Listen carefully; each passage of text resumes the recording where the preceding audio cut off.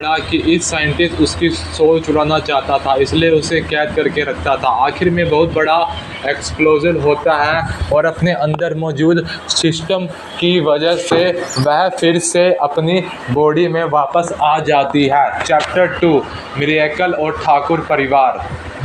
मतलब मेरा अंदाज़ा एकदम ठीक था। वह बूढ़ा साइंटिस्ट भी नहीं जानता था कि उसके पास एक नायाब चीज़ है जिसे ढूंढने के लिए मैं अपने परिवार से दूर, शहर से दूर, उन खूबसूरत पहाड़ियों के शहर में इस जाल में फंसने आ गई जिसकी मैंने 5 सालों तक इतनी बड़ी कीमत चुकाई।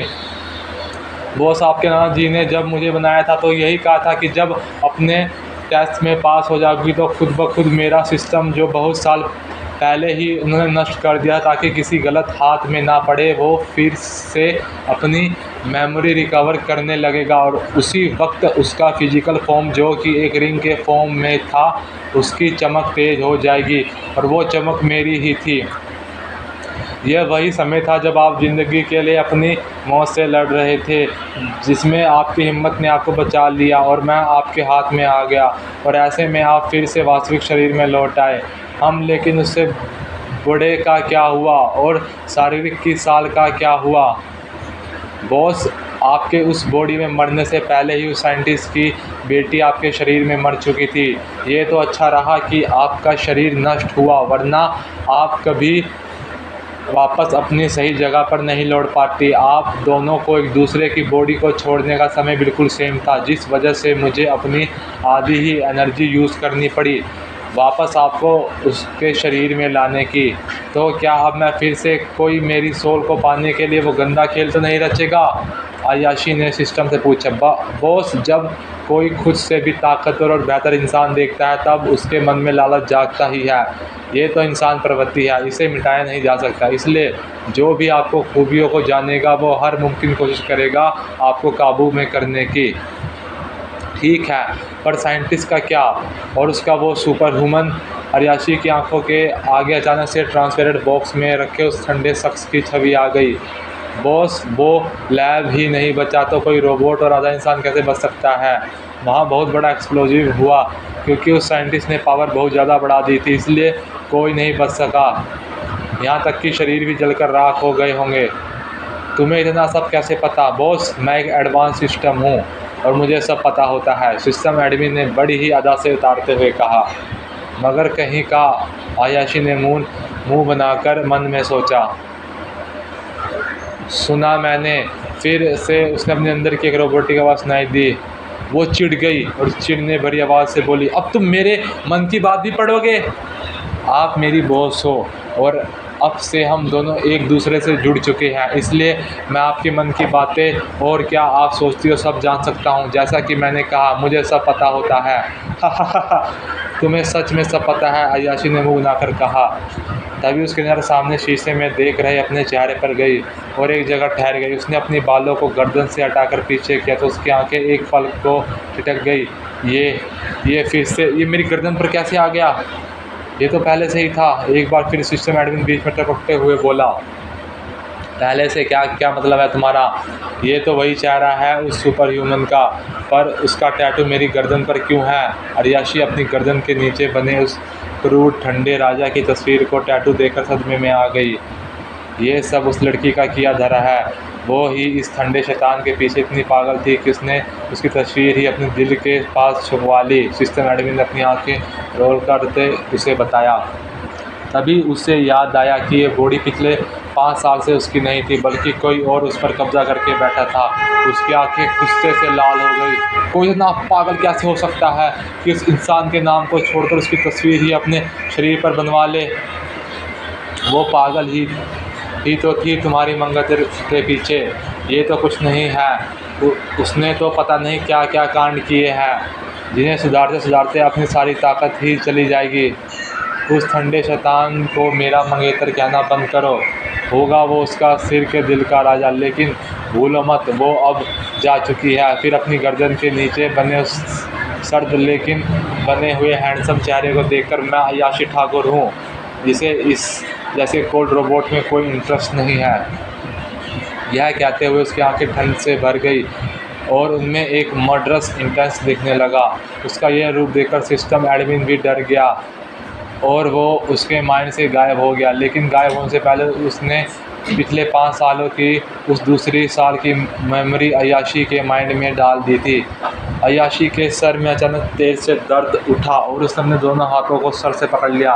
दर्द की वजह से उसके माथे की नसें साफ दिखने लगी थी। उसकी आंखें दर्द से बंद हो गई और वो अपना सर दबाने लगी। तभी एक करके सारी यादें जो उसके शरीर से जुड़ी थी उसके माइंड में घूमने लगी। पहले तो तस्वीर साफ नहीं थी, लेकिन थोड़ी देर बाद सब कुछ साफ हो गया और उसके दिमाग में सब कुछ एक एक करके साफ होने लगा। जैसे जैसे यादें उसके सामने आ रही थी और जो उस लड़की ने उसकी फैमिली के साथ किया हुआ है जानकर उसका खून खोलने लगा था। पता नहीं कब से वो इसी तरह अपना सर पकड़े रखी थी। आधा घंटा बीत गया और उसी वक्त हॉस्पिटल वार्ड का दरवाज़ा खुला और किसी की घबराई आवाज़ सुनाई दी। मेरी बेटी कहाँ है डॉक्टर? आप तो ने कहा था कि वह कोमा में चली गई है। तो वह खुद तो कहीं नहीं जा सकती, फिर क्या कोई उसे यहाँ से अस्पताल कितनी टाइट सिक्योरिटी के नाक के नीचे से लेकर गया? मिस्टर ठाकुर, आप शांत रहिए। नर्स चेक कर रही है। डॉक्टर के माथे से भी ठंडा पसीना बह रहा था। उनकी हालत बहुत ख़राब थी। होती भी क्यों ना। ठाकुर फैमिली इंदौर और इंडिया की सबसे रिच फैमिली में से एक है, जिसका मुकाबला बड़ी से बड़ी रॉयल फैमिली भी नहीं कर पाती। उनकी इकलौती बेटी उनके हॉस्पिटल से गायब हुई है। ये बात ही इतनी भयानक है कि उनके अंजाम के बारे में सोचकर भी डॉक्टर की रूह कांप जाती है। आखिर कैसे नहीं पता कि ये ठाकुर फैमिली बाहर से जैसी दिखती है वैसी बिल्कुल नहीं है।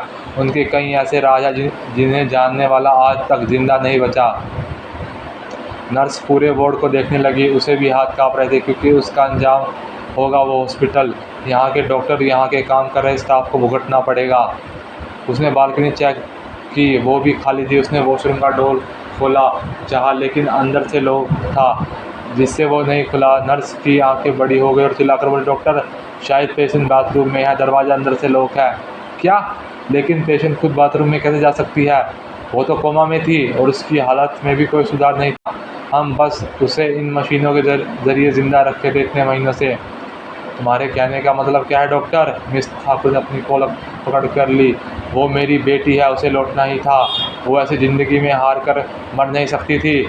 मिस्टर ठाकुर, अगर वह होश में आई तो ये एक मिरेकल ही होगा। मैं जानता हूँ आपको मेरे शब्द ने ठेस पहुँचाई है, लेकिन जो मैंने इन महीनों में ऑब्ज़र्व किया है वही आपको बताया है। बहुत मुश्किल से अपने डर को काबू में रखकर डॉक्टर ने हिम्मत से उनके सामने पॉइंट रखा। डॉक्टर ठीक कह रहे हैं, अभी हमारी अय्याशी की जो हालत थी उसके बारे में झूठ नहीं बोल सकते थे। वो डॉक्टर है, उनका काम उन्हें काम करने देना चाहिए। अभिमन्यु ठाकुर, ठाकुर फैमिली के हेड और अय्याशी ठाकुर के पिता, हैंडसम चेहरा, स्वभाव से गर्म। उन्हें गुस्सा बहुत जल्दी आता है, लेकिन इस गुस्से को शांत करने वाली भी उनके सामने खड़ी थी। नित्या ठाकुर, अय्याशी की माँ। नित्या की आवाज़ सुनकर उनका गुस्सा शांत हो गया और उन्होंने अपनी नमी भरी आंखों से बाहर दरवाजे पर देखा, जहाँ उनका प्यार खड़ा था। वो भागकर उन्हें गले लगाना चाहते थे, लेकिन जो उन्होंने उनके साथ किया उसके बारे में सोचकर उनकी हिम्मत जवाब दे देती थी। नित्या अंदर आई। उसके पीछे दो नौजवान लड़के खड़े थे, देखने में बहुत ही हैंडसम। एक स्वभाव में शांत, दूसरा गुस्सेल लेकिन चुलबुला। अपने दोनों बच्चों को देखकर अभिमन्यु ठाकुर की आंखें भर आई, लेकिन उन्हें देखते ही दोनों लड़कियों ने अपनी नज़रें फेर ली। उन्हें देखकर साफ लग रहा था कि वह ज़बरदस्ती यहाँ लाए गए हैं या फिर मन होते हुए भी आना नहीं चाहते थे। तभी नर्स की आवाज़ से सभी होश में हुए। डॉक्टर, जल्दी करिए, अगर पेशेंट अंदर है तो वह कभी तक बाहर क्यों नहीं आई? ज़रूर कुछ ना कुछ गड़बड़ है। उसका यही कहना था कि वो दोनों लड़के जो अभी भी अपनी माँ के साथ अंदर आए थे, तेज़ी से कदम बढ़ाते हुए वॉशरूम के डोरे के पास गए और एक ही झटके में दोनों डोर के साथ मिलकर धक्का देकर तोड़ दिया। डोर खुलते ही जब सामने का नज़ारा देखकर दंग रह गए। डॉक्टर, दोनों चिल्लाए। कुछ देर बाद, डॉक्टर, कैसी है मेरी बेटी? मिस्टर अभिमन्यु ठाकुर चिंता से बेड पर लेटे अपनी प्यारी बेटी को देखकर पूछा। Mister Thakur, it's a miracle. आपकी बेटी बिल्कुल ठीक है, बस ज़्यादा स्ट्रेस लेने की वजह से बेहोश हो गई है। इतना ही नहीं, उसके गहरे घाव भी अब ना के बराबर दिख रहे हैं। ऐसा तो मेडिकल हिस्ट्री में पहली बार हुआ है कि किसी कोमा में गए पेशेंट के जख्म जो कल तक साफ दिख रहे थे आज एकदम ठीक है। हाँ, पहले उसकी कंडीशन देखकर डॉक्टर श्योर था कि पेशेंट एक लंबे वक्त के लिए कोमा में जाएगा, जिसके उठने की उम्मीद भी 1% थी। वो एक ही रात में 100% कैसे हो गई, इसे लेकर उसे अचंभा हो रहा था। मिस्टर ठाकुर, आप यह समझ लीजिए कि वो अपनी मौत से लड़कर वापस ही रिबॉर्न हुई है। मिस्टर ठाकुर खुश हो गए। उन्होंने खुशी से अपने बगल में खड़ी नित्या को गले लगाकर बोले, हमारी बेटी ठीक हो गई है। नित्या, हाँ। अभी नित्या ने सर हिलाया। उसके गले लगने पर नित्या के हाथ हवा में ही रुक गए। वह उनके पीछे खड़े दोनों लड़के, जिनकी नज़रों में अपनी बहन के लिए चिंता थी और अब खुशी कि वो अब बिल्कुल ठीक है, लेकिन सामने का नज़ारा देखकर उनकी मुट्ठियाँ कस गई। अभिमन्यु को भी होश आया। उसने क्या कर दिया, वो दूर हट गया, लेकिन उसने दोबारा शर्मिंदगी के कारण नित्या को ही नहीं देखा। देखते भी किस हक से, जब उन्होंने खुद ही वो अपने हक अपने पति से छीन लिया। पानी पानी। तभी उन्हें कमज़ोर लेकिन बहुत ही मीठी आवाज़ सुनाई दी। सबने बेड पर लेटी हद से ज़्यादा सुंदर लड़की को देखा, जो धीरे धीरे होश में आ रही थी। उसकी घनी पलकें, जिन्होंने उसकी खूबसूरती आंखों को ढका हुआ था, फड़फड़ाने लगी और धीरे धीरे खुल गई, लेकिन उतनी ही तेज़ी से बंद भी हो गई। रोशनी की तेज़ चमक से अयाशी के जेट ब्लैक आंखें चौंधिया गई, जिससे उसने उन्हें फिर से बंद कर दिया। लेकिन जब उसे अंधेरे में फिर से खुद को खोता हुआ पाया तो उसने हड़बड़ाकर आंखें खोल दी। अपनी बड़ी बड़ी स्पार्कल आइज़ को उसने तीन पर झपकाया। उसकी इस अदा पर हॉस्पिटल वार्ड में सभी लोग मंत्रमुग्ध हो गए। नर्स का तो मुँह खुल गया और अपने दोनों हाथों को अपने गालों पर रख लिया, जिसके उसके हाथ में पड़ी ग्लूकोज की बोतल नीचे गिर गई। उस आवाज़ से भी सभी होश में आए और वह अलियाशा भी एक टक अपने सामने खड़े दो लोगों को देख रही थी, जिसने देखने के लिए उसकी आंखें तरस गई। उसने प्यार के लिए वो 5 साल तक तड़पते रहे और आज जाकर उसका परीक्षा का फल उसे मिल रहा था। उसने सोचा, अगर उसने नाना जी ने मरते वक्त उससे एक वचन नहीं लिया होता तो वह कभी इस जाल में नहीं फंसती। वही थे जिन्होंने उसे पागल सरफिरे साइंटिस्ट की तलाश में बेंगलुरु भेजा, उसे ट्रेनिंग सेंटर में, जहां वो पागल साइंटिस्ट सरफिरे का मुखौटा पहनकर सबका गुरु बना बैठा था। उससे वो पल याद आने लगे जब उसके नाना जी ने अपने आखिरी वक्त में अपनी बेटी को छोड़कर उससे बात करना चुना था। वो उनकी लाडली थी और उनके सिखाए सिद्धांत पर ही चलती थी। उनके घर वाले भी नहीं जानते थे कि आयुर्वेदिक चिकित्सा का एक जीनियस उनके बहुत करीब है, क्योंकि ये एक राज था और वो क्यों, ये तो उसे भी नहीं पता था। उसके नाना जी ने उसे ही क्यों अपना सच बताया और अपना सारा ज्ञान उसे ही दिया, ये वो समझ नहीं पाई। ऐसा तो नहीं था कि वही उनकी इकलौती नातनी थी, बल्कि उनके खुद भी पोते पोती थे, उसके भाई भी थे, लेकिन उन्होंने सब में सिर्फ उसे ही चुना। शायद वो उनके दिल में सबसे बड़ी जगह रखती थी। पता नहीं, प्यार तो वह सबसे बराबर ही करते थे। हाँ, बस मुझसे थोड़ा ज़्यादा सा। वो अभी अपनी सोच ही गुम ही थी कि उसे अपना नाक नहीं दिया। अय्याशे बच्चा, आप बोल क्यों नहीं रही हो? कहीं दर्द हो रहा है क्या? अभिमन्यु ठाकुर फिक्र से उसे देखने लगे, कहीं कोई चोट तो नहीं रह गई? डैड, उसका मुंह से बस यही निकला। वो आज पूरे 5 साल बाद उन्हें फिर से अपनी परवाह करते हुए देख रही थी। उसकी आंखों में खुशी के आंसू हो गए और आंखों से होते उसके गालों को भिगोने लगे। बच्चे, क्यों रो रही हो? हमें बताओ, कहाँ दर्द हो रहा है? अपनी बेटी को रोता देखकर मिस्टर ठाकुर के दिल में मानो खंजर चल गए हों। उनकी आंखों में बेचैनी और गिल्ट दोनों था। डैड, मैं बिल्कुल ठीक हूँ, बस आपको देखकर ऐसा लगा जैसे सालों बाद आपसे मिली हूँ। उसकी आंखों में ठहरे आंसू भी बह गए, जिन्होंने 2 हाथों ने पहुँच दिया। अरियाशी ने नज़र घुमाकर देखा तो उसके होठों पर एक बहुत ही प्यारी मुस्कान आ गई और लब से एक ही शब्द निकला, भाई। उसे रोता देख दोनों भाई खुद को रोक नहीं पाए और दोनों ने अपने एक हाथ से उसके बहुत आंसुओं को साफ कर दिया, लेकिन कहा कुछ नहीं, क्योंकि वो गुस्सा थे। जो उसने किया वह सहन करने लायक भी नहीं था। अय्याशी के भाई कहकर भर से दोनों लड़कों की आंखों में कहीं भाव आकर चला गया, लेकिन उन्होंने उसे नहीं देखा। वह समझ गए कि उसके भाई क्यों नाराज़ हैं। आखिर कौन बच्चा चाहेगा कि उनके माँ बाप अलग हो जाए, लेकिन उन सारिका की वजह से उसके मॉम डैड का डिवोर्स हो गया और अब वो उसके डैड को किसी और से शादी करना चाह रही थी, लेकिन उससे पहले ही वह मर गई। अगर वो मरी नहीं होती तो मैं खुद उस चुड़ैल को अपने हाथों से मार देती। गुस्से से दांत पीसते हुए उसने सोचा। फिर उसने अपने दोनों भाइयों को देखा और एक बार और कोशिश करके बोली, अगस्त्य भाई, मिहिर भाई, आप दोनों अपनी गुड़िया से बात भी नहीं करोगे? इतने सालों बाद उसके मुंह से अपने लिए भाई सुनकर वह दोनों पहले ही शौक थे और अब उनका इतना प्यार से उनका नाम लेना उन्हें हैरान भी करा। सिर्फ वो दोनों ही नहीं, अभिमन्यु और नित्या भी हैरान थे, क्योंकि जो इन 5 सालों में उनकी बेटी का बर्ताव और रवैया था, उससे वह कभी भी इतने प्यार से बात नहीं करती थी। अय्याशी उनकी हैरानी समझ रही थी, लेकिन उसने ऐसा दिखाया जैसे कुछ पता ना हो। भाई, आप दोनों से मुंह फेर कर क्यों बैठे हो? क्या मैंने कुछ किया जिससे आप मुझसे नाराज़ हो? यह उन्हें दूसरा झटका लगा। सबने एक साथ हैरानी से पहले अय्याशी को देखा, जो कंफ्यूज से अपने स्पार्कल आइज़ को टिमटिमाते हुए उन्हें देख जा रही थी। फिर उन्होंने अपने मॉम डैड को कहा, जो उन्हीं की तरह हैरान थे। उसके बाद उन सबको नज़र पास में खड़े डॉक्टर पर चले गई, जिन्होंने अपनी आंखें झपकाकर इशारा कर दिया कि बाद में बताएंगे। क्या हुआ? अब सब डॉक्टर को क्यों घूर रहे हो? उसने फिर से अनजान बनते हुए पूछा।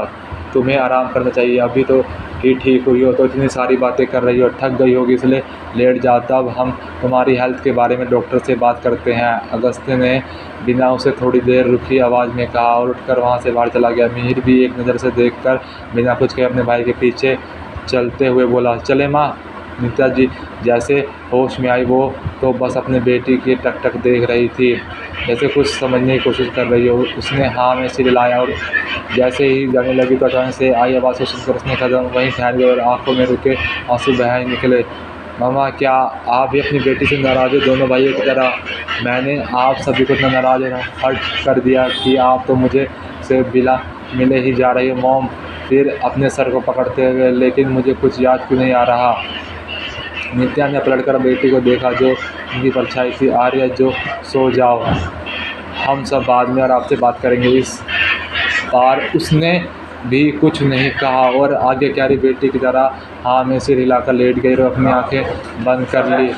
उसने शांति से बात मानते देखकर फिर सबसे हैरान हुए, लेकिन पहले की तरह नहीं, क्योंकि अब उन्होंने भी कुछ अंदाज़ा हो गया था।